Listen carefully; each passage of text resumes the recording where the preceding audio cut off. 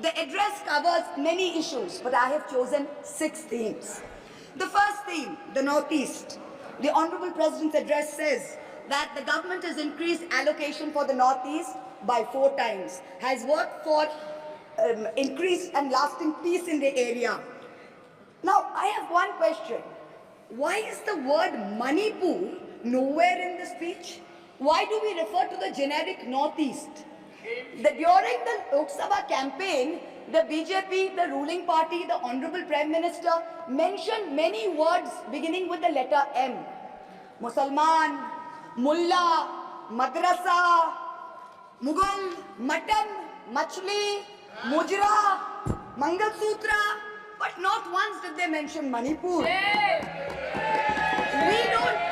We don't need to act east. The government says we want to act east. We don't need you to act east. Look east, walk east, and most important, embrace east. I stand here for my brothers and sisters of Manipur, and I quote the revolutionary poet Pablo Neruda. One morning the bonfires leapt out of the earth. One morning the bonfires leapt out of the earth, devouring human beings. And from then on, the fire. From then on, blood. Come, see the blood on the streets. Come, see the blood in the streets. Please go to Manipur, see the blood in the streets. The second theme in the President's address, women empowerment. The speech says, women in our country have been demanding greater representation in the Lok Sabha and Vidhan Sabhas, and today they stand empowered by the Women's Reservation Act. This is a complete untruth. Firstly, you conveniently delayed reservation for women in parliament because you actually fear women. You fear Nari Shakti. You want their support, but you certainly don't want us here. The 17th Lok Sabha had 78 women, 14.3%. The 18th Lok Sabha, this Lok Sabha has only 74 women. 4 women less than last time, only 13.6%. The ruling party, the BJP, had called a special session to bring in the Women's Reservation Bill. They have got a shameful 30 women MPs out of 240, only 12.5%. It is only Mamata Banerjee's Trinamool Congress that in 2019 had 37%, and even this time has got 38%. The President's address talks of a comprehensive campaign by the government to enrich and make 3 crore women Lakhpati Didis. All that we have seen so far is a far more comprehensive campaign to make 1 Arabpati Dada. I'm sure I don't need to take his name in this house. I'm sure we all know who we are talking about. The third theme, Kashmir. The address mentions that after decades of shutdowns and strikes, the Kashmir Valley has voted in an atmosphere of stability and security.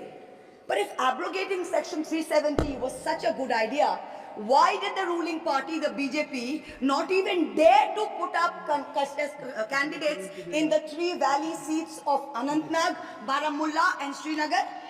If 370 was such a big deal and you were going to campaign on the basis of 370, you did not even dare to fight the seats.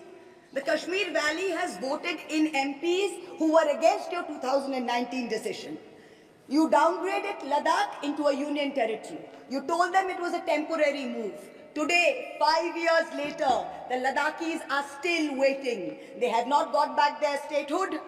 You have not given them a legislature. You have not included them in the 6th schedule. You have not given their demand of 2 separate seats of Leh and Kargil.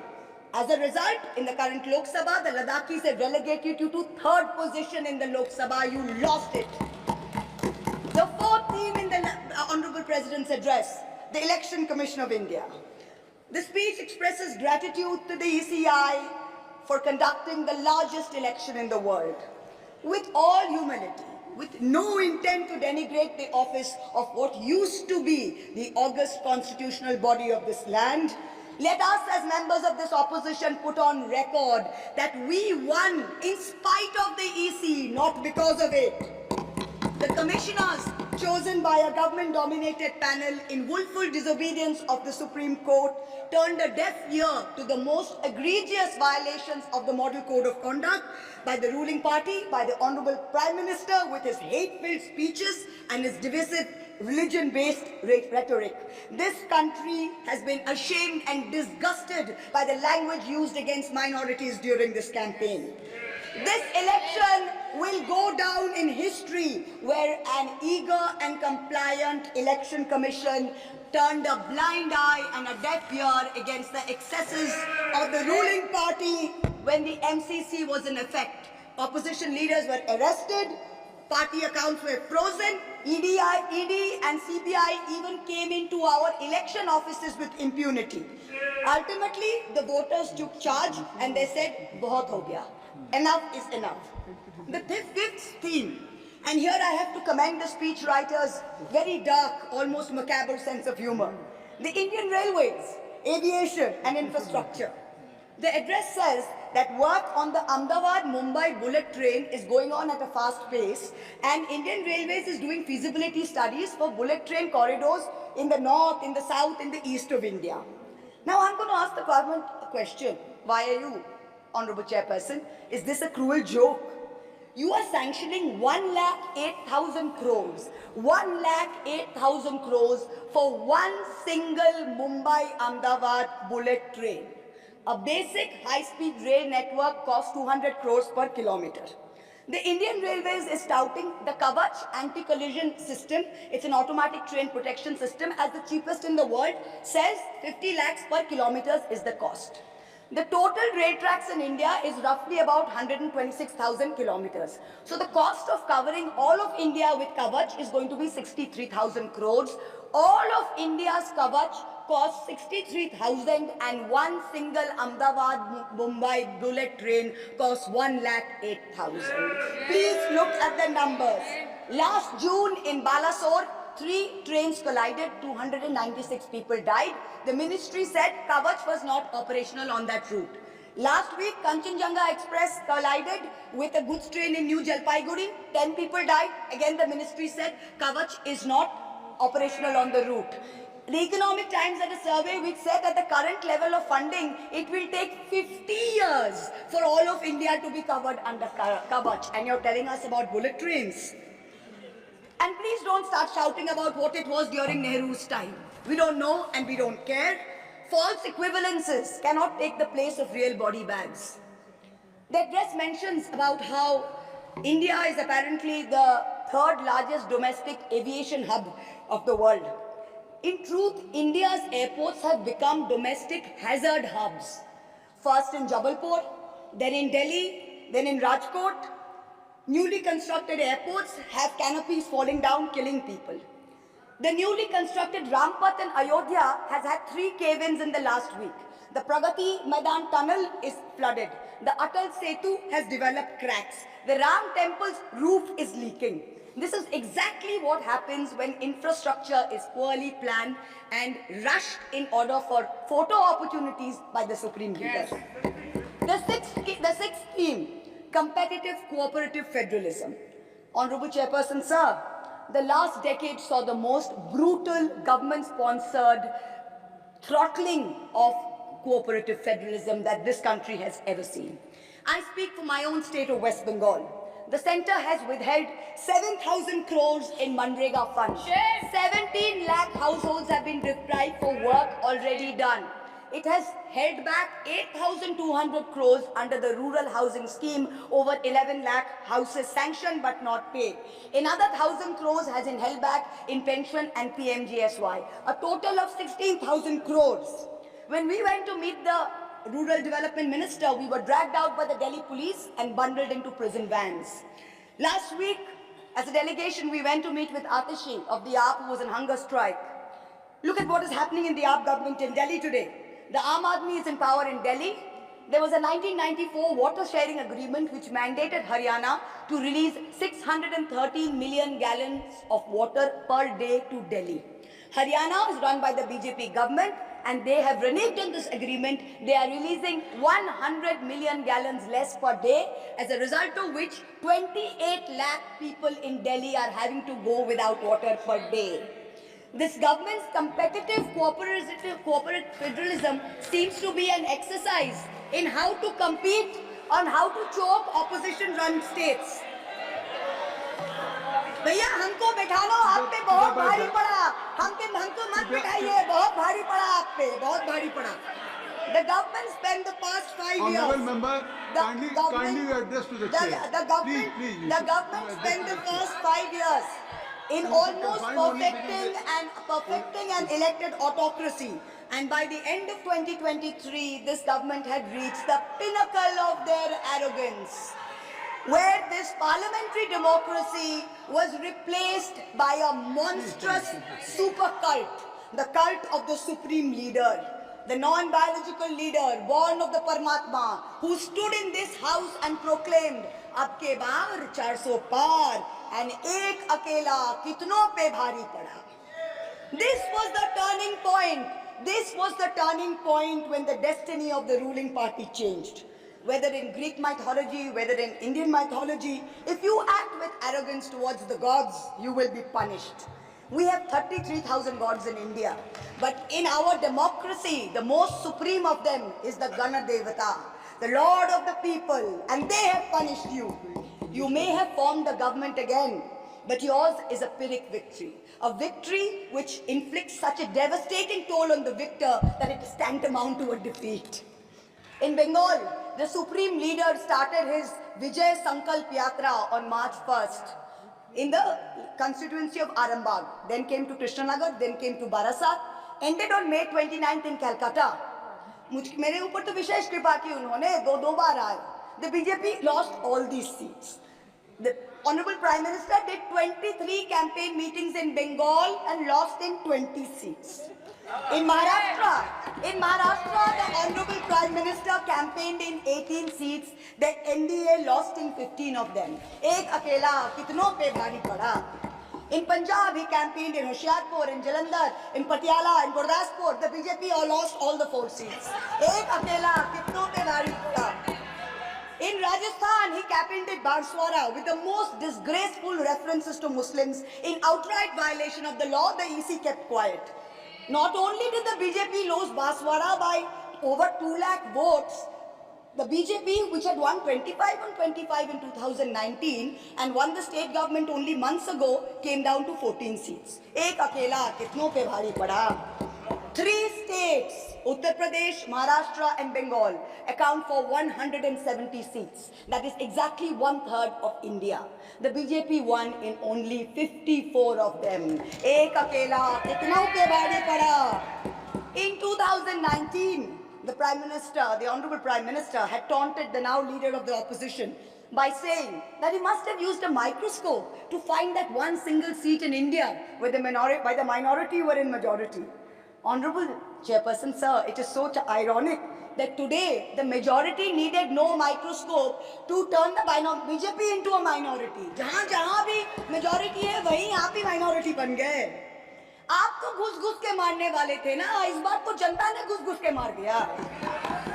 The treasury benches have always claimed that the opposition lacked in hard work and in merit. We are all part of a Parivarvad. We are dynasts. Whereas they are proud to be part of a meritocracy. They are proud to be part of a Modi ka parivar. How ironic is it today that 20 ministers in the union cabinet are dynasts? How ironic is it that the Honorable Prime Minister has to take to social media himself to tell people that no, it is not Modi ka parivar, it is NDA, the Nitish Naidu Dependent Alliance. In January, the Honorable Prime Minister consecrated the unfinished Ram temple in Ayodhya. He said he was tasked with the divine duty of bringing Ram Lalla home. The Ram Mandir was going to ensure that not only would the BJP cross 400 seats, but that this government would last 1,000 years. The last time in history that we heard of a 1,000-year vision was during the Third Reich. This was the second time that we've heard of it. But then ultimately, Lord Ram said, stop, not in my name. Oti dorpe hoto Lanka. Too much arrogance, too much pride caused you to lose the kingdom of Lanka. The BJP lost in Ayodhya, Faizabad, where the temple is. It lost in Banda Chitrakoot, where Lord Ram meditated. It lost in Shravasti, where the son of the Honorable Prime Minister's ex-secretary said, my father has built the temple, campaigned in his name, you lost there. All the seats around Ayodhya, Basti, Sultanpur, Ambedkar Nagar, the BJP lost. ये तुम लोगों के नाम जपो में पहले सा आराम नहीं. ये तुम लोगों के नाम जपो में पहले सा आराम नहीं, जबरदस्ती के जय श्री राम में सब कुछ है पर राम नहीं। जबरदस्ती के जय श्री राम में सब कुछ है पर राम नहीं। Today in India, there are two types of leaders. Those of us who come via the voting machine, and then there are many who come via the washing machine. There are still people who say, wait, you don't know Modi ji. Wait 6 months and see. The BJP will get 300 members. To them I say, no, this will not happen this time. Because every potential turncoat will have to choose between temporary greed of fear and between permanently becoming politically irrelevant. So you can offer you can accept a temporary offer of a ministry, you can accept a temporary settlement of an existing trumped up CBI or ED case, and you can switch parties. But when you go back to the electorate will punish you. Most turncoats have been punished by the electorate. Also this time, India has very large, solid block components. So Congress has 100 seats. SP has 37 seats. Trinamool has 29 seats. DMK has 22 seats. NCP and UPTA have 17 seats. So this is not a ragtag bunch of members that you can lure away. This is a solid block. So yes, it's a question of time. But the question is not whether they will get 300. The question is when people will join us and we will cross 272. The ruling party's politics have always been along the lines of religious hate and ethnic divisiveness. But even at the height of their power, when they got 303 seats, 1 out of 2 Hindus had not voted for the BJP. This time, even in their core Hindi heartland, their core voters have deserted them.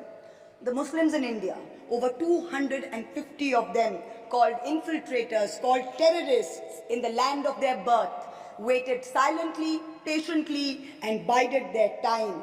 And in one voice during this election, in every state, they stood up and they told the government, and I quote the poet Puneet Sharma, "Hindustan se mera seedha rishta hai. तुम कौन हो बे? तुम कौन हो बे? क्यों बतलाऊं तुमको कितना गहरा है?" The Dalits, whom the BJP paid lip service to for so many years, realized that even the talk of 400 seats meant that Baba Sahib Ambedkar's constitution was in danger, and they deserted the party. The Marathas, whom the BJP coalition had tried so desperately to woo, realized that their promises were worth nothing. The BJP and its allies lost 7 out of 8 seats in Marathwad. The Jats, the careers of their youth at risk with this ill-conceived Agniveer scheme, their farming livelihoods threatened, their female wrestlers manhandled. They vented their ire at the ballot box. Ultimately, it was the BJP's policies of exclusion, not inclusion. You wanted to exclude everybody, and that was your undoing. You didn't need Muslims. You trampled on Dalits. You ignored farmers. You ignored Jats. You marginalized Kashmiris. Well, they consolidated their voice during this election pan-India, and today they don't need you. That's the message they've given you during this election. ये देश ही अपना हासिल है जहां राम प्रसाद भी बेस्मिल है। मिट्टी को कैसे बांटोगे? सबका ही खून तो शामिल है। That's what they said. You can't divide us. You can't do it anymore. This new India, this new frame of reference is going to be very hard for a lot of interest groups. Perhaps the first casualty is the legacy media. The Godi media was its own worst victim. The brown-nosing TV anchors and online trolls lied, spread fake information, amplified the government's propaganda. So-called psephologists who actually had printing contracts from the government of India were on TV 24/7 acting like the election was a done deal. There was no need for voting. The BJP had already won. Media moguls organized conclaves where they prostrated themselves before the Vishwa Guru. Anchors used staged interviews and set up scripts. In short, the media had lost all credibility, so when you asked the people during surveys which way they voted, they didn't trust you and they didn't tell you the truth, which is why you got it wrong. Ram Kamal Jha, the editor of the Indian Express, remarked that some media owners were so comfortable on their knees that it hurts to stand up.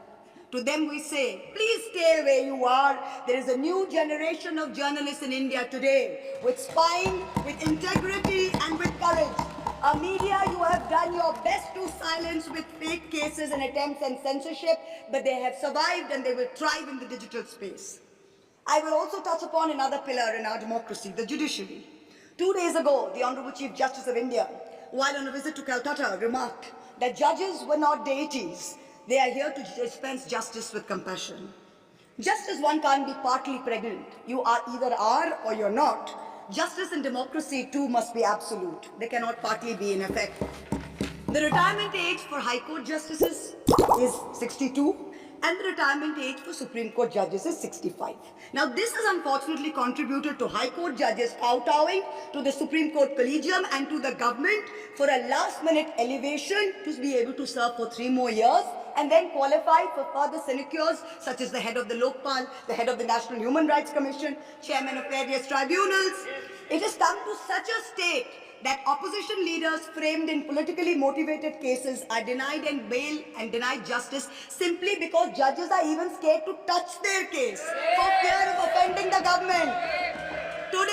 Today I say, the poorest people in India who have perhaps the most to lose from offending the government in power, they have shown spine and risen to the occasion. Your lords and ladyships, heed thy inner voice, have a spine, rise to the occasion. 7 months ago, on the 8th of December, this house was transformed into a Kuru Sabha, presided over by a blind Dhritarashtra, where Dushashan Darbaris made every attempt to disrobe Draupadi.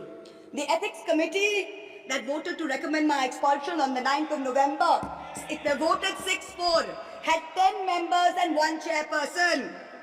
Of the 5 Lok Sabha members from the BJP, 4 have not returned to the House. The chairperson, a BJP member, has also not returned. The Congress turncoat from Punjab who voted against has also not returned. The BJP lady MP from Maharashtra who started the debate in the House on behalf of the BJP has also lost. Much like Lord Krishna protected Draupadi, the people of Krishnanagar have protected me. In the last year, a lot of people look at me and say, oh Mahua, you must have lost a lot. You lost your membership, you lost your house. And by the way, I also lost my uterus due to a surgery. But you know what I gained? I gained what Rahulji said, the freedom from fear. I do not fear you. I will see the end of you. We will see the end of you. Your ED, your CBI, your income tax, your trolls, your media, nobody can scare us. The people of India are patient. They will wait patiently for this government to fall.